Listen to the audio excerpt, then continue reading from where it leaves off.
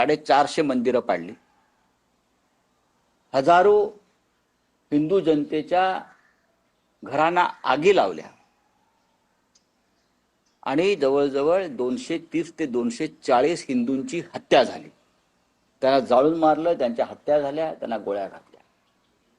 यावर तुमचे देशाचे प्रधानमंत्री, गृहमंत्री, संरक्षण मंत्री अक्षर काढत नाही हिंदूंच्या संरक्षणासाठी. उलट आता माझा अंडरलाईन करून घ्या, भारताच्या देशाच्या अर्थसंकल्पामध्ये ऐकून घ्या, हे बांगलादेशी घालवायला निघाले आहेत ना महापौर, देशाच्या अर्थसंकल्पाचा जर तुम्ही नीट अभ्यास केला तर त्याच्यामध्ये तुम्हाला दिसेल की भारत सरकारनं हिंदूंना मारणाऱ्या बांगलादेशला काही कोटी रुपये मदत केली. मी आकडा सांगेन तुम्हाला. पण बांगलादेशला मदत केली आहे की नाही, का हे का कॉन्ट्रॅक्ट किलिंग केलं का, हिंदूंना मारण्यासाठी पैसे दिलेत? देशाच्या अर्थसंकल्पात हिंदूंच्या कत्तली करणाऱ्या, हिंदूंची मंदिरं पाडणाऱ्या, हिंदूंच्या घरावरती आगी लावणाऱ्या देशाला नरेंद्र मोदी आणि निर्मला सीतारामन काही कोटी रुपये मदत म्हणून देतात आणि याचा वापर हिंदूंच्या हत्येसाठी होतोय. मुंबईच्या महापौरांना जाऊन सांगा की मी जे म्हणतोय खोटं आहे म्हणून सांगा.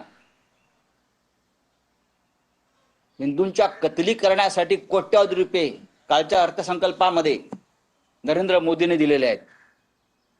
हे जे तुमच्या महापौरांना माहित नसेल ना, तर उगाच हिंदू मुसलमान करू नका.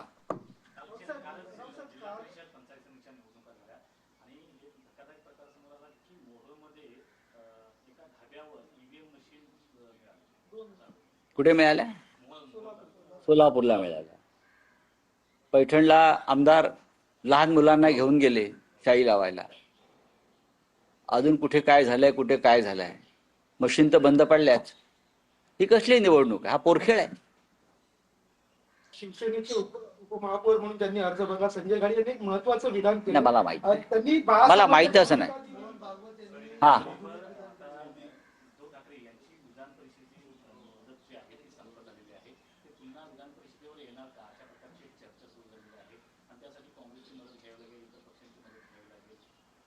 बघा, एकमेकांना मदत महाविकास आघाडी करावीच लागेल. एकमेकांना मदत करावीच लागेल. महाविकास आघाडीमध्ये काँग्रेस, राष्ट्रवादी काँग्रेस, शरद पवार आणि आमची शिवसेना आहे बाळासाहेब ठाकरेंची.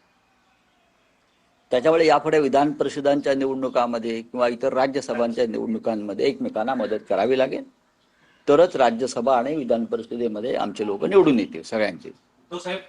आम्ही माननीय उद्धव साहेबांना ही विनंती केलेली आहे, आम्ही सगळ्यांनी, की आपण राज्याचे मुख्यमंत्री म्हणून काम केलेलं आहे